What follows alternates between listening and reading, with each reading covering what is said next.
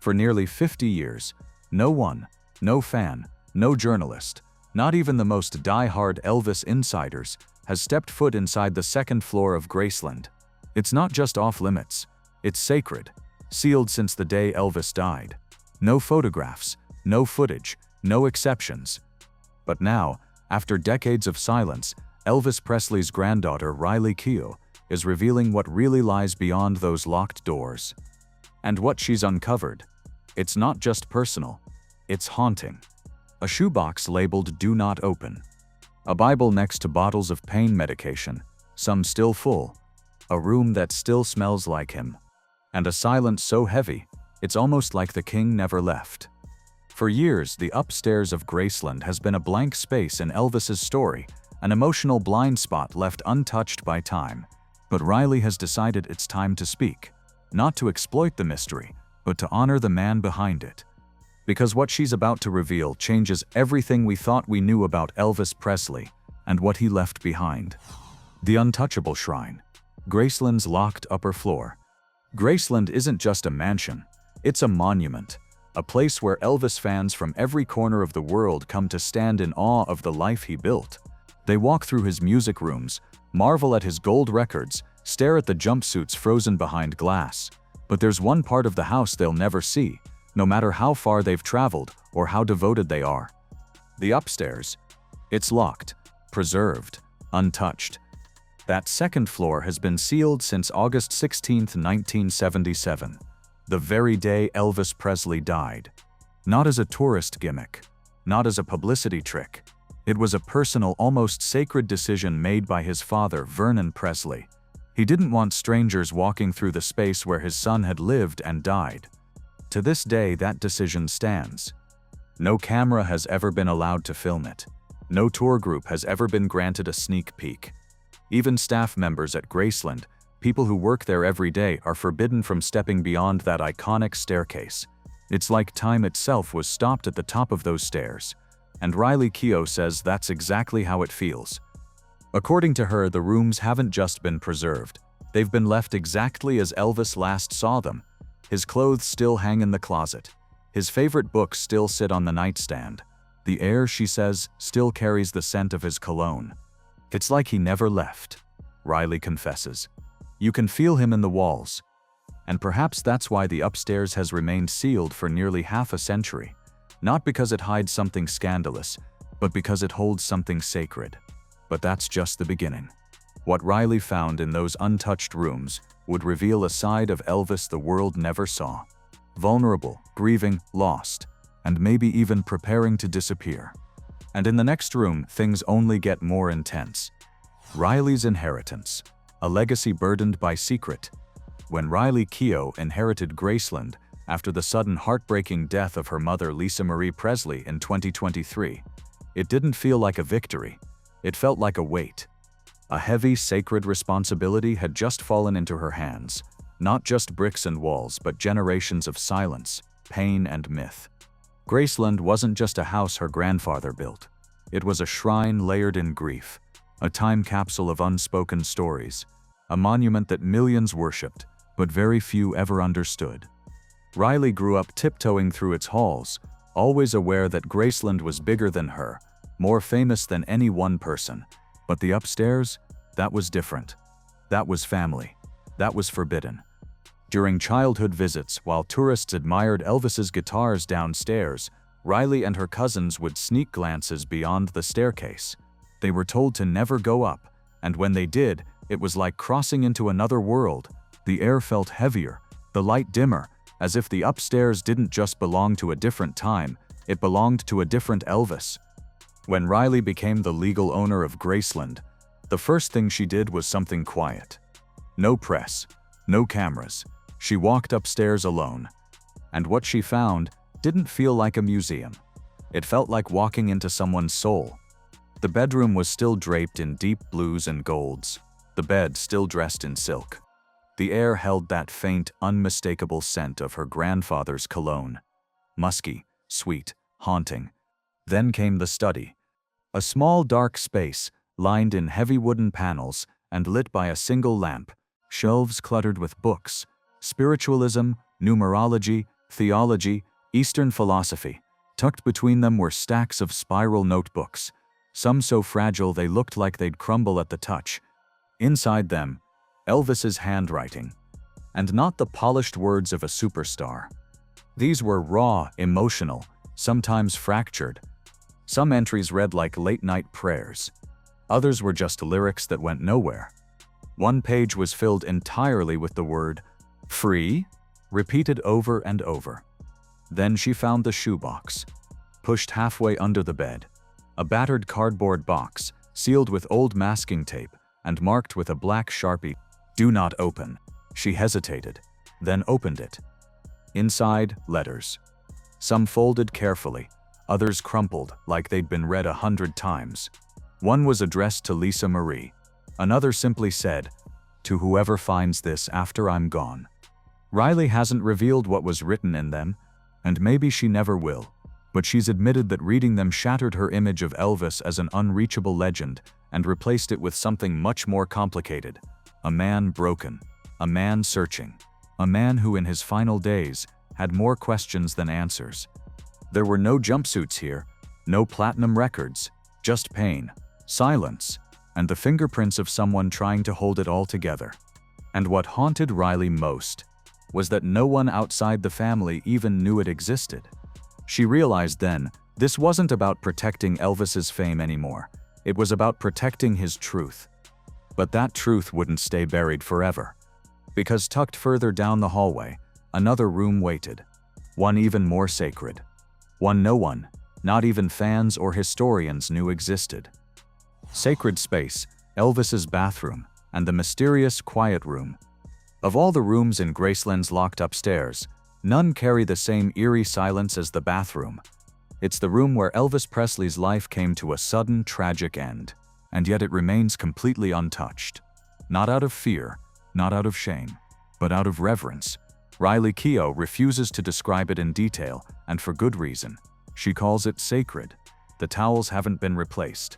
The fixtures are exactly where they were. The space is sealed like a personal mausoleum, private, solemn, and frozen in time. Because for Elvis, that room wasn't just where everything ended. It was where he hid, where he escaped, where he spent hours reading, thinking, meditating, or simply sitting in silence. Riley says it was one of the few places in the world where he felt completely alone. A refuge from the noise, a retreat from the pressure, a place to just exist. But the bathroom wasn't the only sanctuary. Riley revealed something even more unexpected. Something not listed in any Graceland tour brochure, not mentioned in any book, and never captured in a single photograph. A hidden space known only to the Presley family. She calls it the quiet room.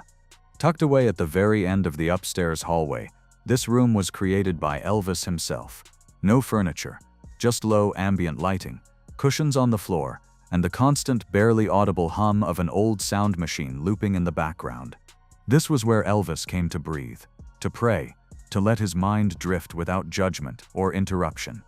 There are no official records of the room's existence, no documentation, no staff recollections.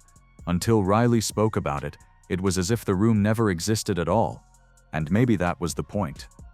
Because in a house filled with gold records, flashy jumpsuits, and screaming fans, this quiet space revealed the opposite side of Elvis Presley, the part the world never saw, the part that wasn't the king.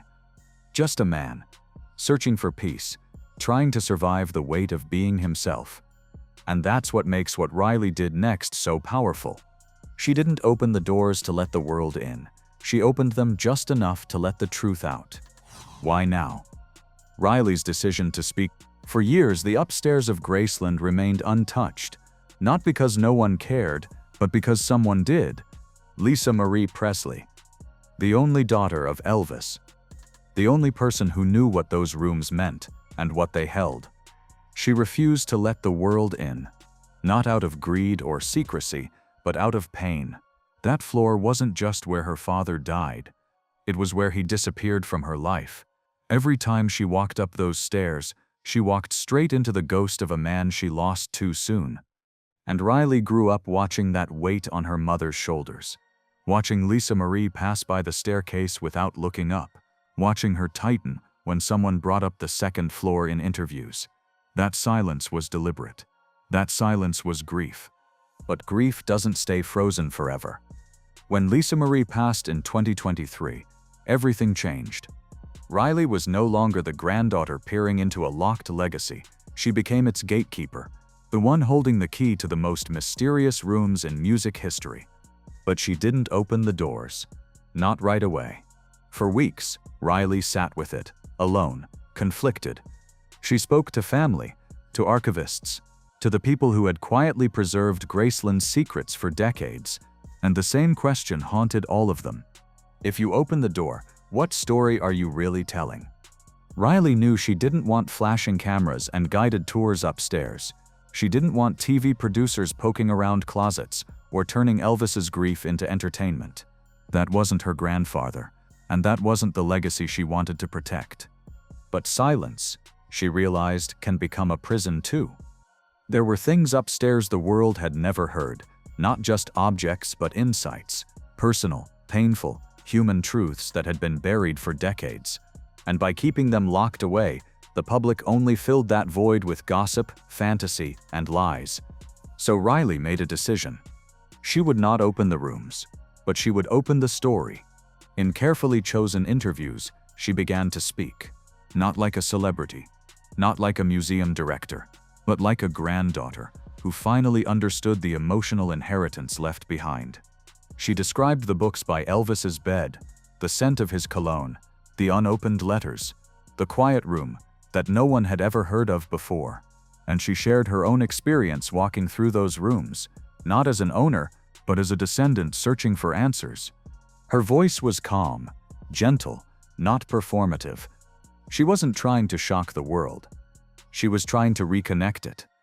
Because to her, revealing the upstairs wasn't about spectacle, it was about empathy. Not about showing people what Elvis had, but helping them feel who he was. And yet, she drew a firm line. The second floor of Graceland would remain closed, forever. No tours, no documentaries, no behind-the-scenes photos. Some spaces, she insists, must remain personal, even if the world wants them exposed. But that doesn't mean, she added softly, they have to stay secret. And with that one sentence, she cracked the door open just enough to let truth peek through. But Riley's revelations didn't just stir emotions, they stirred something deeper, something dormant. Because once she began talking, the oldest theory in Elvis lore came roaring back to life. What if the king never really died? The tunnel theory. Did Elvis plan his own disappearance? What if Elvis Presley never died? What if he planned his own escape down to the final detail, vanishing through a secret tunnel beneath Graceland? It's a question millions have asked since August 16th, in 1977. And though it sounds like pure fantasy, this theory didn't emerge from tabloids alone. It came from the silence that followed. The sealed upstairs. The conflicting reports. And the oddest twist of all, the floor plan. Official Graceland blueprints released to the public omit one very specific area, the second floor. It's just not there. Entire rooms are missing. Hallways vanish mid-drawing. Engineers who've reviewed them say the layout is intentionally incomplete. That's where the tunnel theory gains ground. According to persistent rumors, a hidden underground passage runs from inside the mansion, likely the rear hall behind the kitchen, beneath the meditation garden, and out to a wooded section of the estate never shown to tourists. Some say it leads to an old gatehouse. Others believe it connects to a storm drain that runs under the Memphis city grid. Why would Elvis need an escape tunnel? For starters, he was terrified of being watched. Friends and family have confirmed that by the mid-1970s, Elvis believed he was under surveillance, not by fans but by the government. He had his home routinely swept for bugs. He stopped touring. He rarely left the house, and even inside Graceland, he began living almost entirely on the second floor. But that paranoia wasn't baseless. In 1970, Elvis famously met with President Richard Nixon at the White House, an unannounced visit that remains one of the strangest moments in political history. Wearing a purple velvet suit and sunglasses, Elvis offered to serve as a federal anti-drug agent. Declassified documents from the National Archives confirm that Elvis had contact with the FBI, and even received a badge. Some claim he wanted more than a badge, he wanted protection, that he believed certain radical groups were after him, that he feared for his life. If you combine all of that, his fame, his reclusiveness, his surveillance fears, it's not hard to see why the tunnel theory won't go away. And then there's the 1987 story. A freelance journalist claimed he snuck onto the Graceland grounds and found a sealed concrete hatch near the carport, partially buried under ivy and brush. He said it looked like a utility entrance, but by the time he returned days later with a photographer, it had been covered. He never published photos. His story was never confirmed. But once that rumor caught fire, it never died. Especially when multiple former Graceland employees, years later, gave eerily similar statements. There are things in that house I wasn't allowed to ask about. We weren't even allowed near the back fence after dark. You don't go down certain stairs. That's just how it was. None of them directly confirmed a tunnel, but none of them flatly denied it either. And Riley? She's never acknowledged it. Not in interviews, not in memoirs, not even in passing. Her silence only deepens the mystery. Maybe there's no tunnel. Maybe it was all paranoia, grief, and folklore. But for those who believe Elvis wanted to disappear, to escape the crushing fame, the constant pain, the spectacle he could no longer control, a secret tunnel beneath Graceland wouldn't just make sense, it would have been genius. And for believers, the strongest evidence came not from what Elvis did, but what happened next. Because 1 year after his death, people started seeing him. Elvis lives. Sightings, strange documents. It didn't take long. Barely a year after Elvis Presley was declared dead, the sightings began. A man boarding a flight at Memphis International Airport under the name John Burroughs. It wasn't just a strange coincidence. John Burroughs was the exact alias Elvis had used when checking into hotels during tours. Same build, same walk, same sunglasses. Security dismissed it. The media called it a mistake. But fans weren't buying it. The reports kept coming. Elvis spotted at a Burger King in Texas. Elvis seen watching an Elvis impersonator in Nevada. Elvis applying for a driver's license at a California DMV in 1994. The clerk said he was quiet, polite, paid in cash, and when asked his name, he replied, "That's not important." Each account was a little blurry, a little strange, but just believable enough to spark obsession. Then came the photo. In 1984, a tourist snapped a picture of a heavy-set man with sunglasses sitting behind Graceland. The resemblance to an older Elvis was uncanny. Fans blew it up, enhanced the image, compared facial features. Graceland staff refused to identify the man. To this day, no one has confirmed who he was. And just when the noise couldn't get any louder, the gravestone controversy ignited a firestorm. On Elvis Presley's grave, his middle name is spelled Aaron, but legally, it was spelled Aaron without the second A. Fans insist it wasn't a mistake. It was a sign, a subtle message to those paying attention.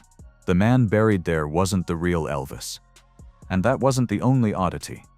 Some pointed to inconsistencies in the death certificate. Others claimed that the body looked too different during the open casket funeral wax and off. Conspiracies snowballed. Was it a wax dummy? Was it a double? Did the Presley family stage the entire thing?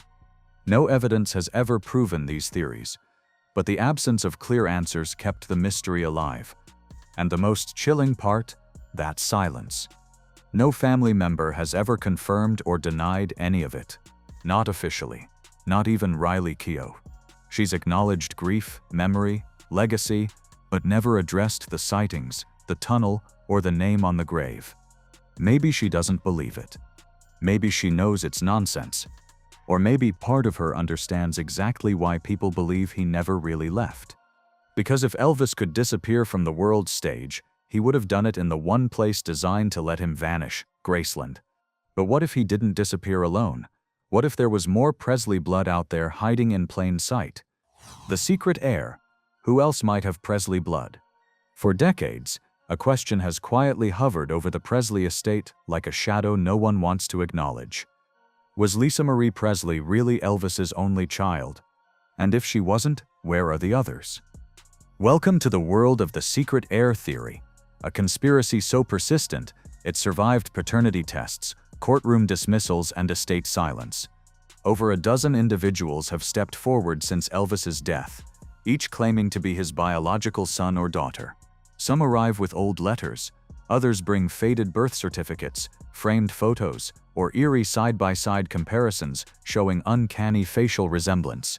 And a few come armed with something even more powerful, supposed DNA. One of the most publicized cases came in the late 1990s, when a man named Elvis Aaron Presley Jr. claimed he was the result of a secret relationship Elvis had in the early 1960s with a woman protected by a private settlement.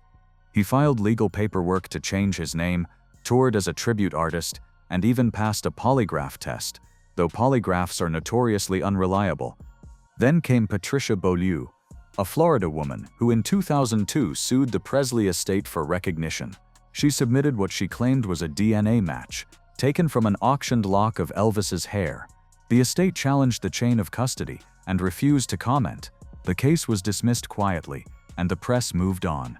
But fans didn't. Because every time one of these stories surfaces, it digs at the same question. What if someone out there really is Presley blood, undiscovered, unacknowledged, and legally locked out? The stakes couldn't be higher. The Presley estate is not just a cultural monument, it's a financial empire. With licensing deals, royalties, merchandise, and tourism, Graceland brings in tens of millions each year, and control of that estate rests in the hands of one person now, Riley Keough. But her grip wasn't always guaranteed. When Lisa Marie died, control of the estate didn't pass quietly.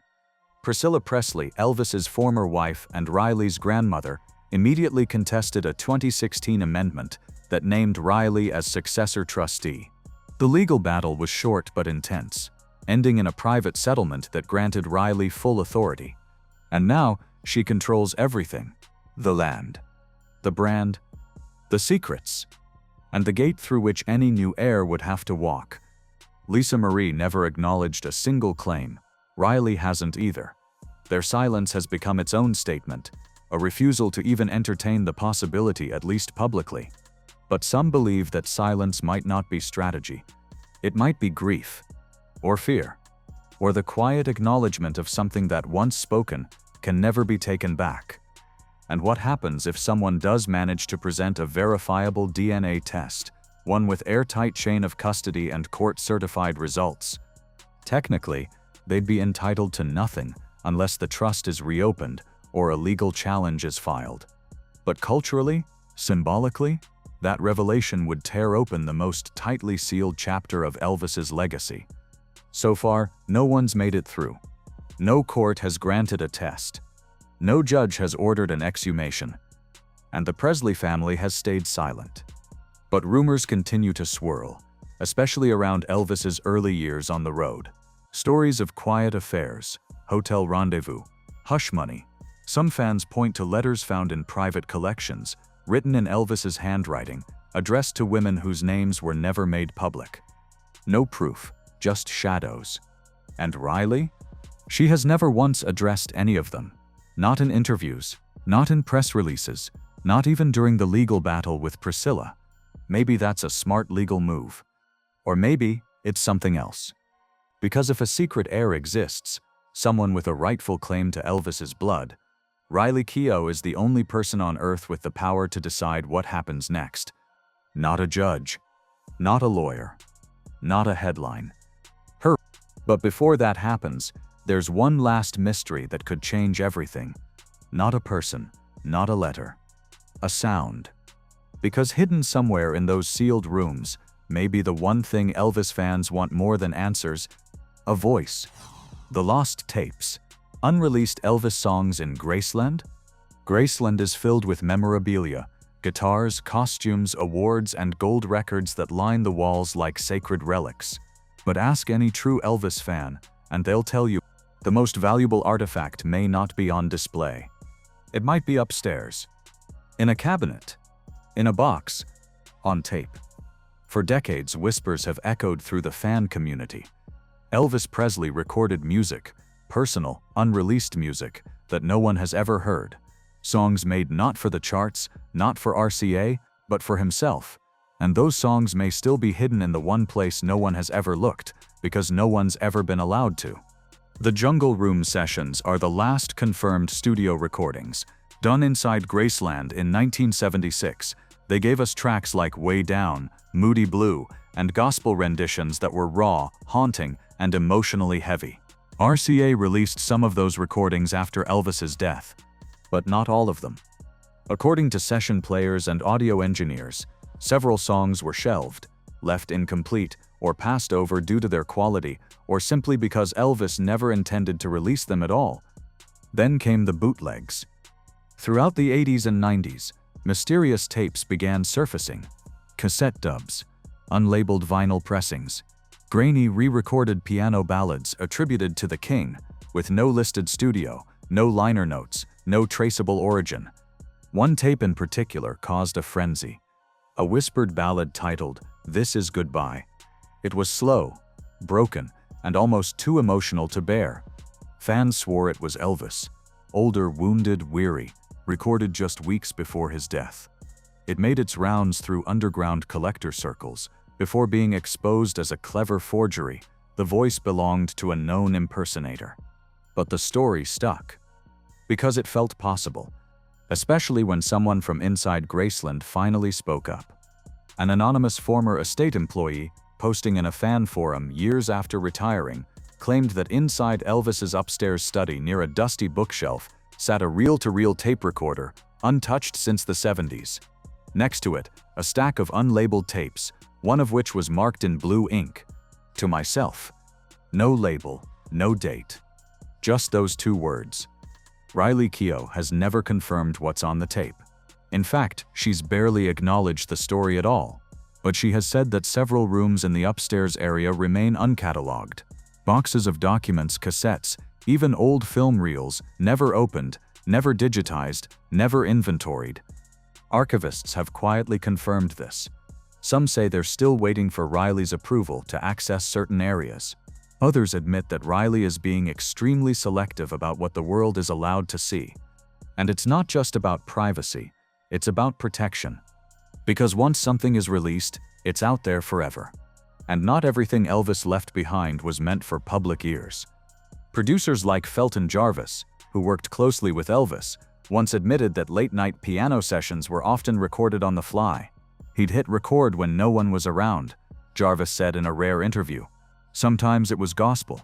Sometimes it was just a single verse, over and over. Sometimes he just needed to hear himself. Some recordings were likely therapy. Others, raw ideas. And some, goodbye messages never meant to be heard. RCA and Sony have released curated box sets over the years.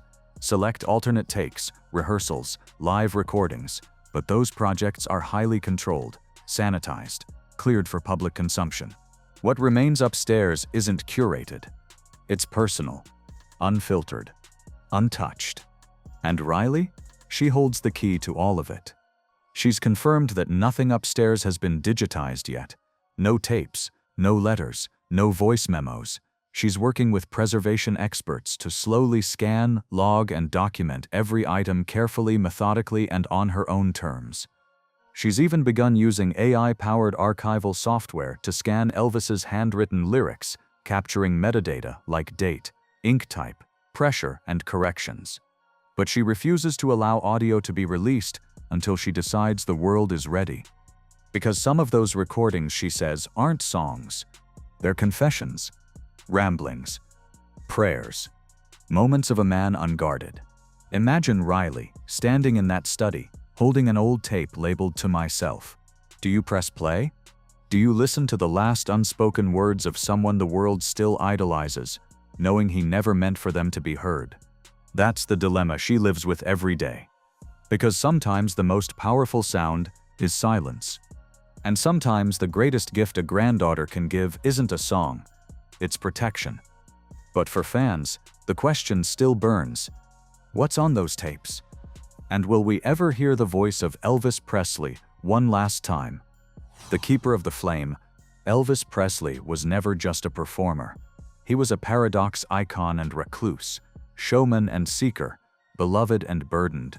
And upstairs at Graceland, sealed away from the screaming crowds and flashing lights, that paradox still lives. For nearly half a century, the world has asked the same questions. What's behind those doors? What was Elvis hiding? And why has no one ever let us in? Now, for the first time, someone has started to answer. Not a biographer, not a tabloid, but his own blood. Riley Keough hasn't flung the doors open. She hasn't turned Graceland into a spectacle. What she's done is far more powerful. She's offered something rare in the story of a man devoured by fame: empathy. She's walked through those rooms. She's read the letters. She's held the tapes. She's felt the weight of it all and chosen to speak not with exploitation, but with reverence. She doesn't confirm every theory. She doesn't silence them either. She understands that mystery was always part of her grandfather's magic. But more than anything, she understands this. Not everything sacred is meant to be seen. Some things, some rooms, some memories are meant to be protected. And if Elvis did leave behind a secret, a letter, a voice, a melody only Riley can hear, then maybe that's how he wanted it. Because sometimes, the most rebellious thing a legend can do is disappear into silence and trust that someone will guard the flame. And now, that someone is her. If this story moved you, there's more where that came from. Hit like, share your thoughts in the comments, and don't forget to subscribe for the untold truths behind the legends. The next chapter might just surprise you.